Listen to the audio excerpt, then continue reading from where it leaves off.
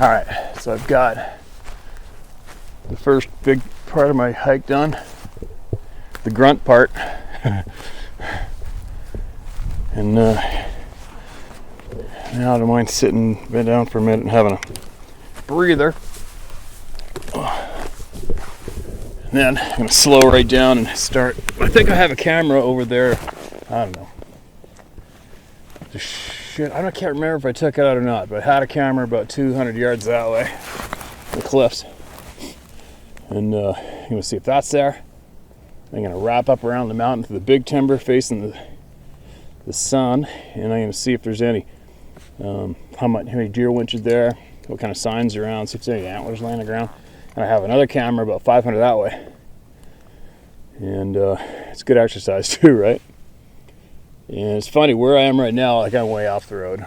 It's an urban log here, big timber, and I have been in the dark into here so many times over the past 10, 12, 14 years, or whatever it's been. It's crazy. And you know what? It's the weirdest thing is I've never been nervous in here once ever, even if it's pitch black.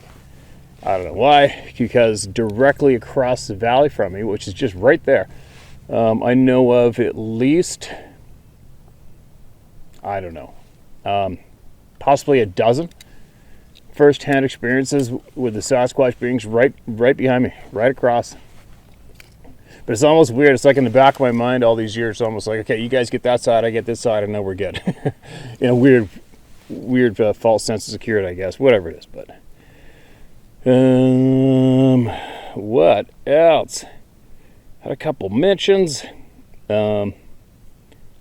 Oh yeah, so I just realized, I was talking to Dave Paulides last night for a bit, and we don't get into we don't really talk too much about this stuff. We're talking more about fishing. But I was mentioning to him the deathly silent experience I had last week on the island. And it just dawned on me that I got the creepy dead silent forest experience on video, clearly. So it didn't really dawn on me until we were talking last night. I'm like, oh shit, I've got it. I've got the normal nature sounds for that patch of timber, and then I've got the absolute creepy part where something was up. So I can edit that up and replay it right now, so you see the difference. You can see what's going on. And what else is going to add to that? When I was a kid, I was first teaching myself how to hunt, and I was bow hunting. And I'll never forget this, but I was stalking down this side of this pasture along the timber, because there's a buck had come out way down the horse pasture, and there's 3 horses right over this way, and they knew me, absolutely knew me. I've given them treats, rode them, pet them, everything's cool. And I was probably a couple hundred yards away from the horses, and I was totally stalking. And those horses saw my body language, and they were absolutely alarmed. They were like, they're getting absolutely alarmed because I was creeping in stalk mode. So why do I mention that? Just because, so mentioning that, I don't know, I'll never know what was in the timber there behind me. Like I was telling Dave last night, I could not keep my back to that timber. Every single hair of my body stood on end. I don't know why. I don't know what was there. But I follow my gut instincts. It's time to go. Because I know when something's about to go down or something's looking threatening and stalking like that, from first-hand experience, nothing good is happening at that moment. So do what you will if you have that experience. But how many times have we heard that from people writing in, that they everything went deathly silent and they felt terror or dread? I don't think I felt dread that day. I just felt the extreme need to get my ass out of there. And I did. It's not hard, but it doesn't, I don't need to really talk about where I've been alone. You can see in all the videos I mean, I've been, you name the place, I've been there by myself, no problem over the years, even after seeing these things. But I just go with my gut instincts and I listen to it. And if something like this happens, take note of this, all right? Look at the difference. Something like this happens and you feel uneasy, just leave. Go back the exact same way you came. That's very important too, all right? But anyway, so listen to this. So first we have I'll show you the sounds and the sight of that same timber patch with normal nature sounds. And then the very next clip I will show you the deathly dead silence. And I'll do it a couple times. So you can, it's pretty clear though, isn't it? I mean, it's pretty clear what was going down. You can't make that one up.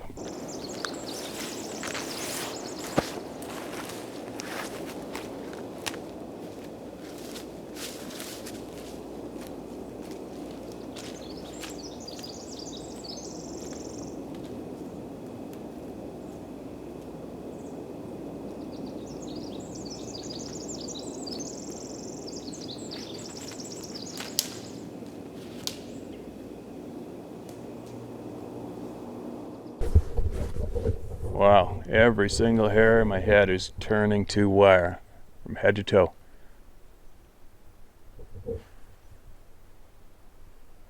Huh. Yep, I'm good. Time to go.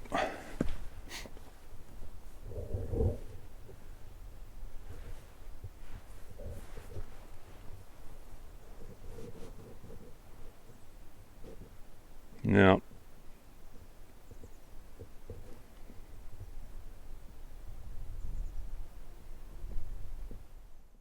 But anyways, what else? Scott Paget is an artist from Georgia. Scott, dude, what an absolute freaking kind thing you did for Sarah and I.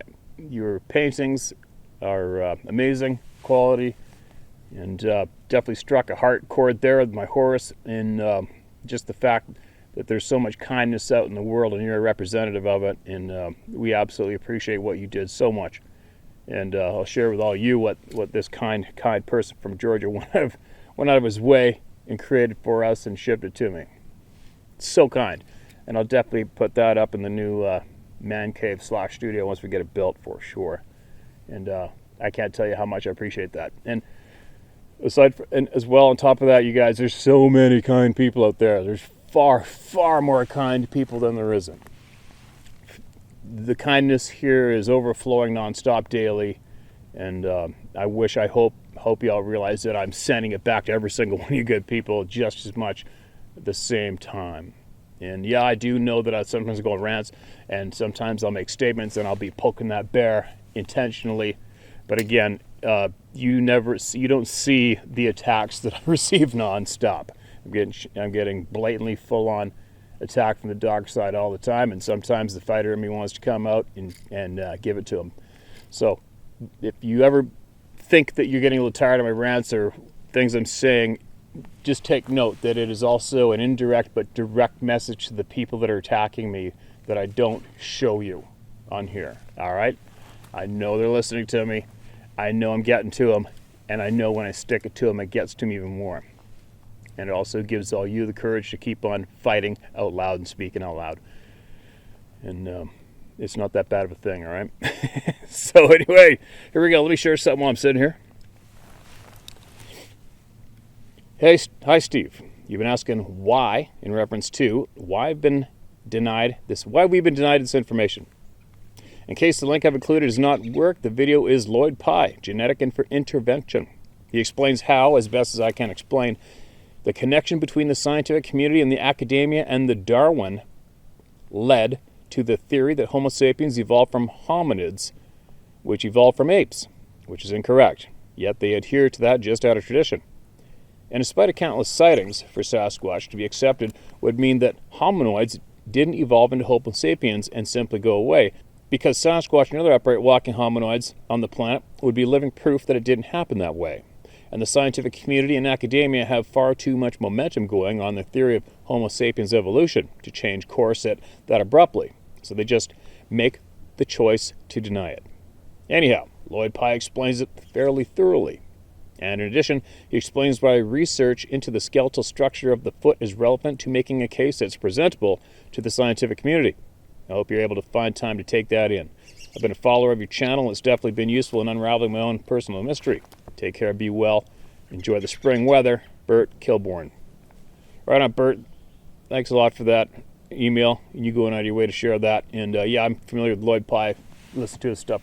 Very intelligent guy. And I'm sure everybody has out there as well, but I just shared that in case everybody hasn't. Now, big pieces of the puzzle titled, Hello, Steve, my brother from another. Thank you for all you do. Yeah, you're welcome, and thanks for emailing. Some food for thought. If we ever entertain that this is an evolutionary race to create the perfect biological slave on this planet of the apes and hominids, well then, is Sasquatch the event organizer of this race? The timekeeper for the organizers? A participant? Or simply just a spectator? Is this an experiment planet in which the many races of humans all compete to become the greatest creative slaves? Many humans are already closer to a slave than they would like to know. Wake up at the same time, go to work at the same place, come home, sleep, and repeat it all again, day after day, for most of their life. Sounds a little robotic to me. Are we here simply to adapt to an environment, a testing subject for radiation, disabilities and illnesses, and or to mine precious metals and stones for higher intelligence to be used in solar applications?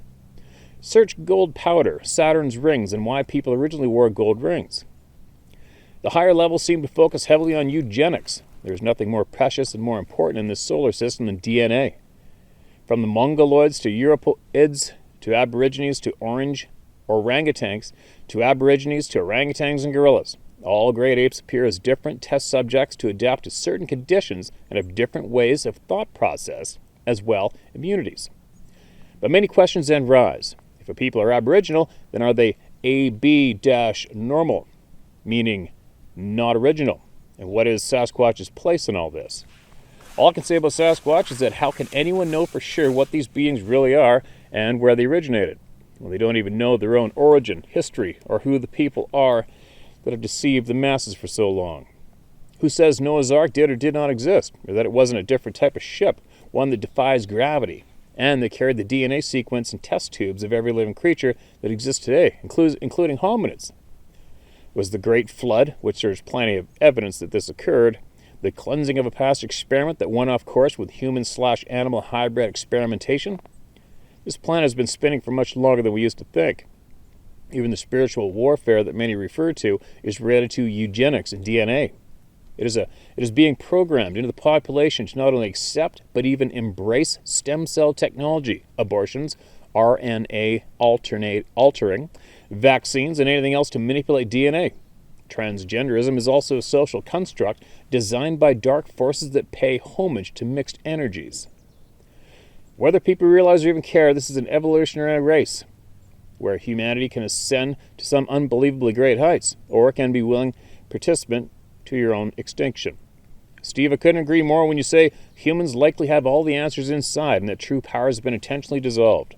We search for places or materials, and when it comes to information, we research. Why? Because we have already found the answers in previous lifetimes. We just need to remember. Be great to hear you and your intelligent listeners' thoughts. Thanks again, legend, and everyone stay safe and be humble. Cheers, #1 NASCAR driver. All right, man. Scott, appreciate that.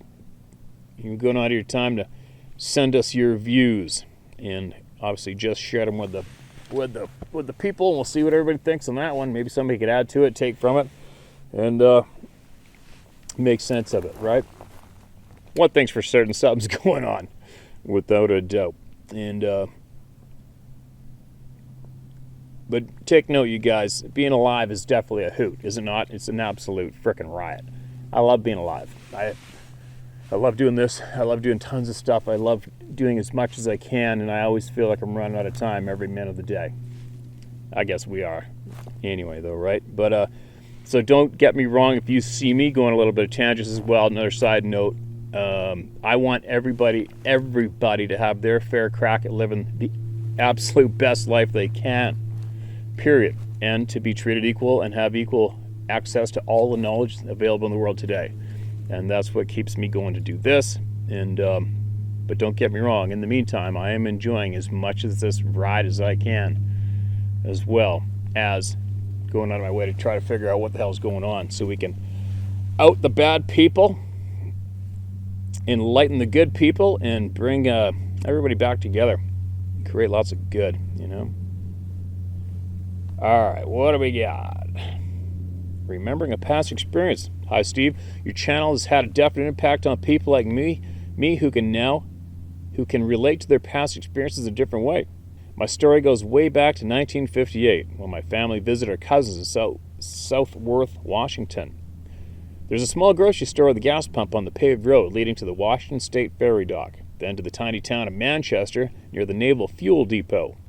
Many of the other roads in the area were used for logging or brush pickers. My uncle had a home overlooking Puget Sound, not far from the ferry dock. Me and my two cousins and older brother went for a walk on the dirt road into the woods that afternoon. Being the youngest and afraid of bears, it occurred to them to pick up rocks and occasionally toss them into the trees to make noise. After half a mile or so, one of them yelled, "Bear!" I didn't actually see the bear, but with everyone hollering and running as fast as they could back to the house, I was in a state of panic and crying. When our parents asked what the heck is going on, the guys related they were throwing rocks at a tree stump and it stood up. The memory of that afternoon never faded, and I've had nightmares about that feeling many times. I'm 72 now, so just to be sure it was as recalled, I recently asked my brother if it was true, and he said, absolutely, just as you remember. I never realized what it probably was that stood up and scared us so badly. My brother wants to think they exist, but is a skeptic, so I suggested you watch your channel to get a different perspective. Thanks, Steve, for helping shine a light on the past for the good of many. Larry Johnson, Yakima, Washington. Right on, Larry. Thank you very much for sending that in, taking your time to do that. And just as you know, and I can absolutely relate to you, how long's it been now since that first time it happened to me? Many years. And I can still smell the scents. I can smell the night. I can feel it. I can hear every little pebble under my foot as I was walking that evening. I remember every single bit of it, and it's a memory that comes up fairly often in your mind. There's no escaping it. Isn't that weird? It's kind of weird because it's blatant knowledge that you witnessed and retained, just like you did all through life with many other things, but that one moment will stand out over top of everything in your lifetime. That's kind of weird how it does that too. I wonder if it's just because of the mystery aspect of it, possibly. I don't know. Hello, Steve. My name is John Blank. Please just use my first name, as I don't think my family would understand yet. I'm 56 years old and have lived in the Northwest Indiana all my life. I've hunted since a very young age and love to spend time in the outdoors as much as I can. I'm aware of all the wildlife in the area.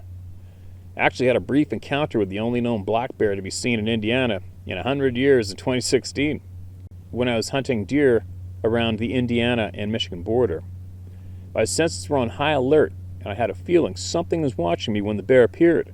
Back in 2017, I had some serious medical issues which almost killed me. I wasn't sure if I'd be able to hunt again. My wife convinced me I needed to try and get back to doing what I loved, which was deer hunting. Her cousin owns a small 16-acre parcel on the Iroquois River, just about 10 miles over the Indiana border, Illinois. I'd always balked before because of the cost of the Illinois out-of-state bow license. There are a couple cabins on the property, so I could stay in one of them and hunt over the weekend and just relax and get back to nature. So in early October, I headed down with my crossbow for what I hoped would be a nice relaxing weekend.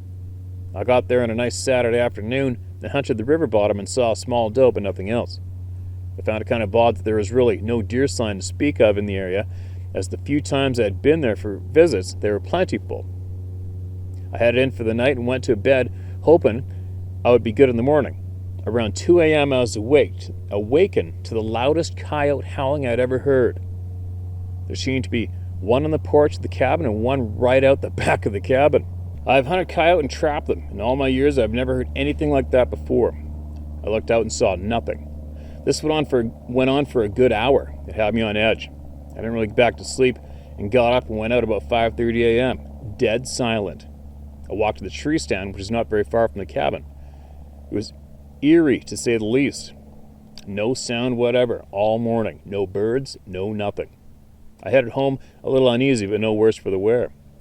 I did call the landowner and said, "You have one of the worst coyote populations I've ever encountered." I do have some Native American blood in me, and I've always been somewhat in tune with nature and knew something was off. River bottoms are full of wildlife. The next weekend rolled around, and I headed back, hoping it would get better. Saturday afternoon, I saw nothing, not even a bird. It was a bit windy, so I thought maybe that had something to do with it. But once again, I just had a strange feeling that something wasn't right. I headed back to the cabin, and as I approached the door, I heard a big thud, like something jumped, but didn't run away in the trees.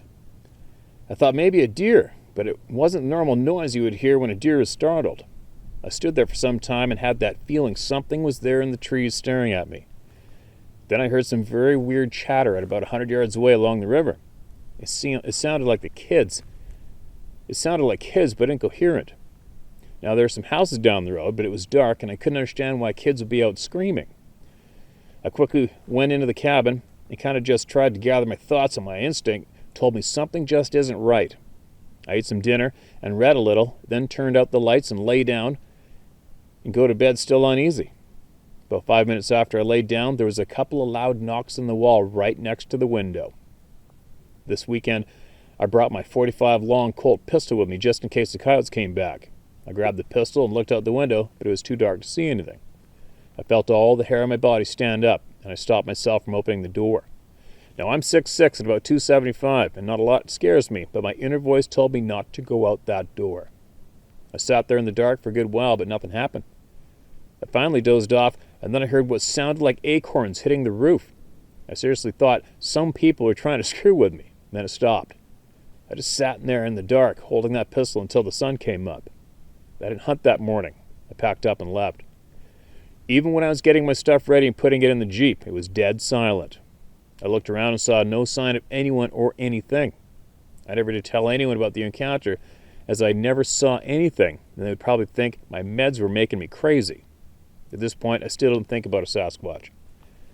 I always believed that some being or animal is out there because there are just too many sightings for it not to be true. I thought about those 2 nights at the cabin often, wanted some answers, but didn't really know where to look. Something led me to your page, Steve, and I truly believe that after hearing all the same things happening to other people around the globe, I had an encounter. I started researching Sasquatch sightings in Illinois, and was amazed to find out it has the 3rd most sightings in the country. Only one other in Iroquois County back in 2003, but I can only think there are more that no one has come forward with. I still hunt other areas and have been back there, but I have not stayed the night in the cabin or hunted there since. Thank you for giving people like me a platform and to know I'm not crazy. Keep up the great work. There are other forces out there without your better interests. With the corrupt government covering up a lot of what goes on, stay true, and thanks again for what you're doing. All right, man. Thanks, John. Thanks for sending that in. And, being in the cabin with something going down outside isn't fun. Been there and had that happen, as I've mentioned before. What? It's definitely a crazy lifetime, man. Definitely a crazy lifetime, isn't it? Hey, Steve, my name is Ash. Feel free to use it if you read this. I've been camping on an Indian reservation for years, since 1983.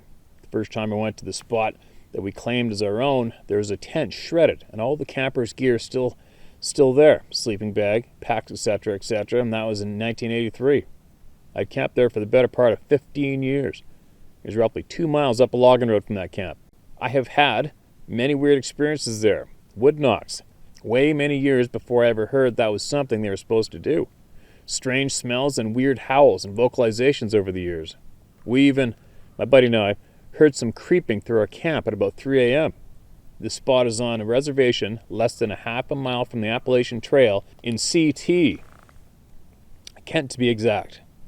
I've camped there every Memorial Day, 4th of July, and Labor Day for 15 or so years.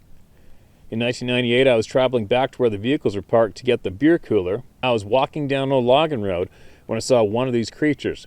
It was a complete mind F. I just couldn't wrap my brain around what I saw. The disconnect was real. It couldn't be real. It wasn't supposed to be here in New England, and there's nothing real that big on this planet. This disconnect was complete, and I turned around and went back to camp. I sat down, and I didn't talk to anyone for the better part of 2 hours. My friends knew there was something wrong with me, but not what.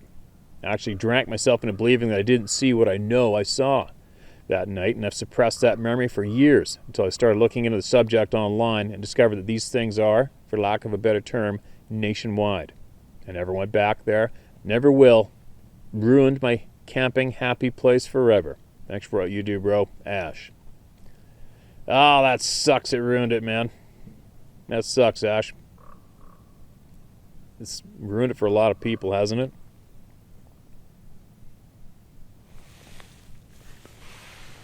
Ruined it for a lot of people.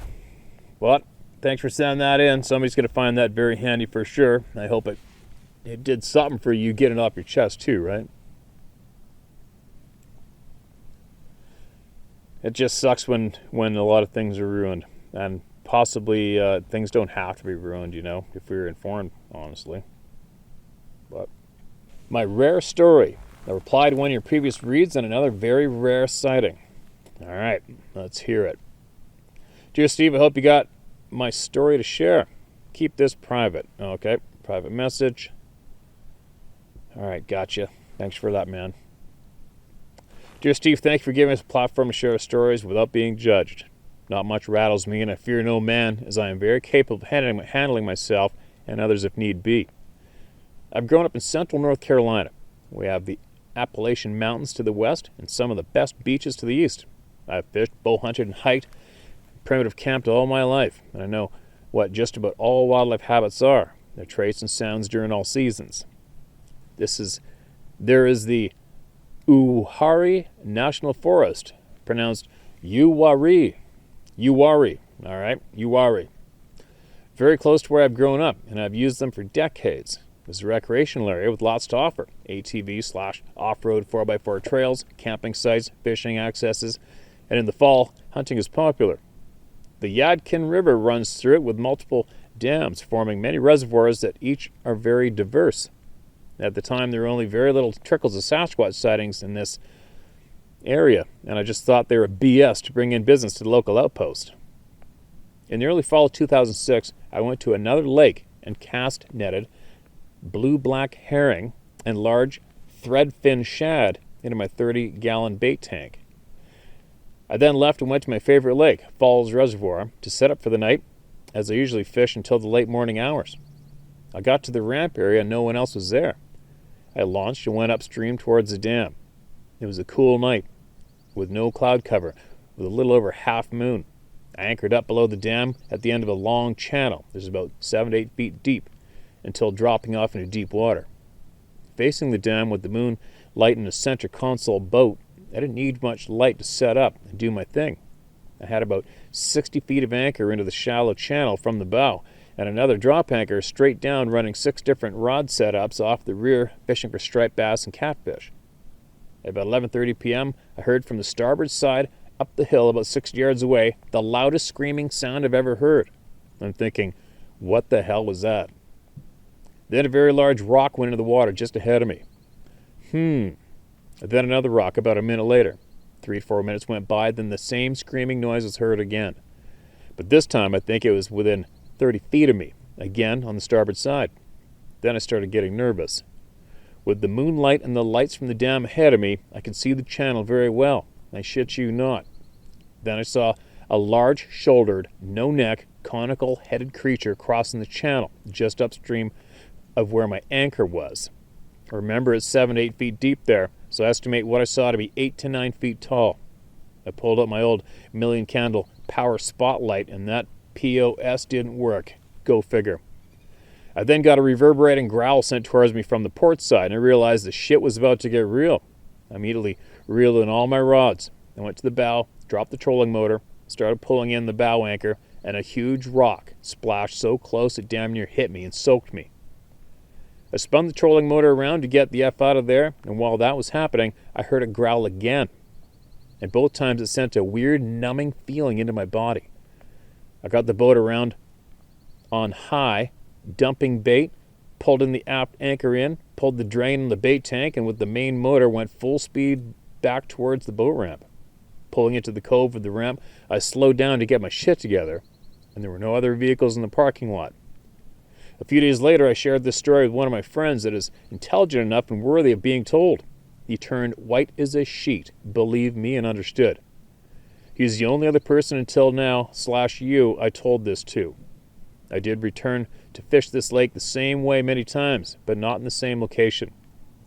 I'm now a confirmed personal believer, even though I always thought the Patterson video was very real, and his other stories videos from Les Stroud too. Recently you read a story from the same area where a guy went on a guided expedition to find such creatures, and this is a recent sighting as well. He went on about how he thought he had been shadowed by one, and when he told the guide about it and showed the prints, well, the guide blew him off. Well, I personally know of this so-called guide and can tell you he is a major pile of shit that'll do anything for a buck.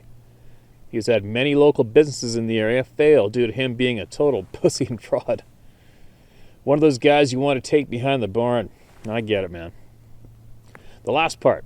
My wife's father was a farmer his whole life. Not far from where these sightings have come from, just a little more to the southeast. He grew soybeans, feed corn, cotton on a little over 1,100 acres. The property backs up to a nation wildlife refuge. The area has its share of feral hogs and massive white-tailed deer. After the crops are in, we lease the land to a hunt club consisting of lawyers and doctors that have penthouse-style blinds next to the refuge area for the fall-winter hunting season. I too have rights to hunt there and can bring a friend, but not near where the lease area is. I only bow hunt, and our state regulations do not allow you to carry a firearm during this season. The second morning of my bow season, I climb into my stand about 15 feet off the ground just before its first light. I don't see much, but after about an hour, I shit you not, a cougar, puma, mountain lion, whatever they are called, walks from behind me from the woods, walks parallel to the field directly under my stand. With no gun and only a bow, I sit scared out of my mind. He or she does not notice or look up at me, and I stood hardly any chance of being able to take him or her out. Thank God it kept on going and proceeds down the edge of the wood line for about 70 to 100 yards. He's not supposed to be here and not native to our area. When gun season came in, I let my friend have use of my stand and told him to be careful as he knows what I'd experienced. He was about to go in during the daylight hours and stay until dark 30. He told me he noticed something odd in the distance before going into where the stand is. Using his spotting scope, he saw the same damn cat, or another one, as I did. No hunting that day for him. Since then, my father-in-law, who has passed, and the land sold off to other farmers in the area, I still have rights to hunt there, but I choose not to. It just goes to show that creatures that people say aren't real or aren't in your particular area don't know what they are talking about until it happens to them. Please keep my name out of this, as I would like to fish and hunt the areas and not get bombed with emails, PMs, and just people bugging me with questions about my encounters. Keep up the great work and stay safe out there, my friend. All right, man. Thanks for that email. It's greatly appreciated. As far as the cats go, I don't know, you know what? You guys got a shit pile of deer there, turkeys, raccoons, and big cats. Big cats love all that, and there's lots of food. So big cats don't attack humans unless they are absolutely desperate, right? And I've had big cats on my cameras. Actually, I have a video. I think I put it on this channel, and if it's not on this channel, it's on the Howtohunt channel. Of I had nothing but wolves and cats in the camera beside a big tree like this, and that's only about 1,000 yards that way. That's where that camera was. I don't really worry too much about big cats. Obviously, keep your head on a swivel no matter what when you're solo and you listen to your gut instincts. But I wouldn't be too worried about big cats there attacking humans, man, because there's a lot of cat food there. But it's kind of cool seeing them. And just a side note, I think it was last year we had the Department of Homeland Security agent emailed and said he would offer up his knowledge for anybody if we wanted to get something debunked or get some kind of conspiracy theory about the law, how they operate. He would offer up what he knows to give us factual information. And he did offer up that he did talk to Fish and Wildlife officers that he knew, and they told him flat out that they are specifically told to deny the existence of these cats or wolves or grizzlies in various states, and the only reason is because then the funding money for studies or whatever it is would stop coming in. And that's why they lie to the people when the people tell them they're seeing big cats. Don't know why myself, don't get it, whatever. But anyway, so there you go, you guys. There's a handful. And I got to get hiking and get some of these cameras, look for some shed antlers, do some videotaping for my hunting and fishing apps that you can find on iTunes, Google Play under How to Hunt Outdoors Limited. And I'm going to stop and share some more emails before I get out of here. But I got to get some sweat on, so here I go. Be safe out there.